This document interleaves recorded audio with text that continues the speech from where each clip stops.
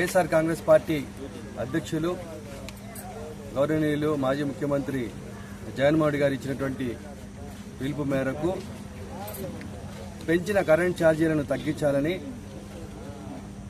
ఎప్పుడో వాడినటువంటి కరెంటుకు ఈరోజు ట్రూఅప్ పేరిట దాదాపు 15,000 కోట్ల రూపాయలని ఈరోజు రాష్ట్ర ప్రజలనెత్తిన చంద్రబాబు పరిపాలన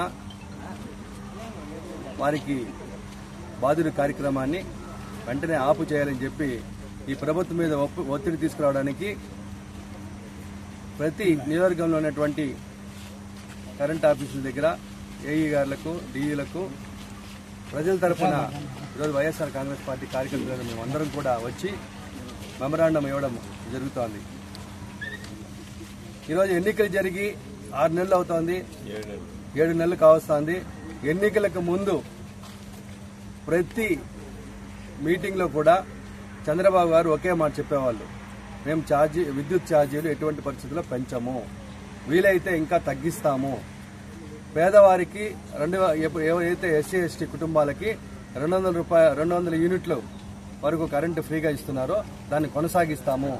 ఇంకా అవసరమైతే రైతులకి నాణ్యమైనటువంటి విద్యుత్ ఇచ్చి ఈ రాష్ట్రంలో విద్యుత్ కొరత ఉండకుండా మేము మెరుగైన పాలన చేస్తామని చెప్పి గొప్ప గొప్ప వాగ్దానాలు ప్రతి మీటింగ్లో కూడా డంకా బజాయించి ఆ రోజు చంద్రబాబు గారు చెప్పడం జరిగింది.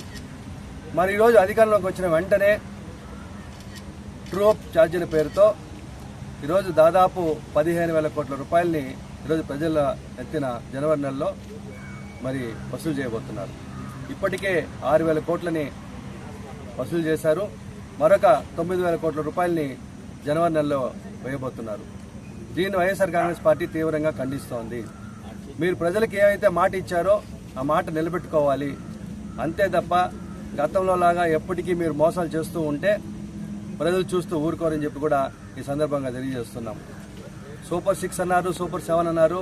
ఆ హామీలన్నీ కూడా గాలికి వదిలిపెట్టి ఇచ్చిన హామీల సంగతి పక్కకు పెట్టి మా దగ్గర ఇంకా కూడా ప్రజల దగ్గర మరి ఈ యొక్క కరెంటు ఛార్జీల పేరుతో వడ్డిచ్చే కార్యక్రమాన్ని, ఈ బాధితుడి కార్యక్రమాన్ని ఏదైతే చేస్తున్నారో అది వెంటనే ఆపు చేయాలని చెప్పి ఈ కూటమి ప్రభుత్వానికి వైఎస్ఆర్ కాంగ్రెస్ పార్టీ తరఫున వచ్చినటువంటి ప్రతి నాయకులు అందరూ కూడా రోజు అధికారంలో ఉన్నటువంటి ప్రభుత్వాన్ని నిలదీస్తున్నాం.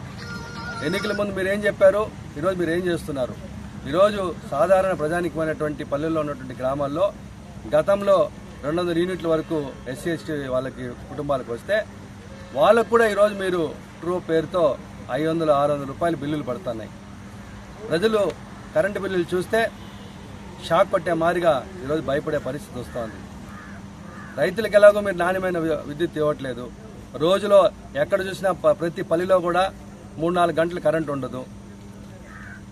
అట్లాగే మీరు ఏ మాట అయితే మీరు చెప్పారో ఆ మాట నిలబెట్టుకోవడం కాకుండా ఈ వడ్డీచ్చే కార్యక్రమాన్ని ఆపాలని చెప్పి సంపద సృష్టిస్తాం, సృష్టించిన సంపదల నుంచి ప్రజలకి మేము మంచి చేస్తామని చెప్పినటువంటి మనిషి 7 నెలల్లోనే ప్లేటు ఫిరాయించి ఈరోజు ప్రజలనెత్తిన ఈ యొక్క బాధితుడి కార్యక్రమాన్ని చేస్తున్నారు.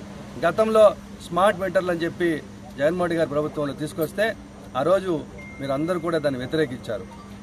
మరి అలా వ్యతిరేకించినటువంటి మీరు ఈరోజు అధికారంలోకి రాగానే అదే స్మార్ట్ మీటర్లని ఈరోజు ఇళ్లకి బిగించడం చేస్తున్నారు.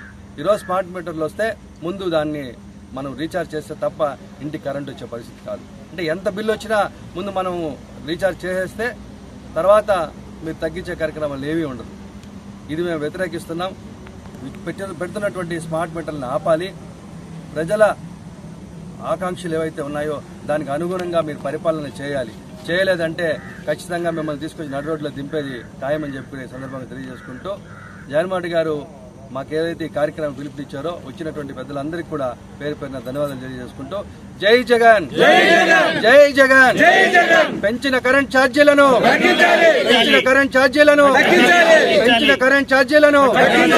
ఈ 15,000 కోట్ల వీర బాధుడును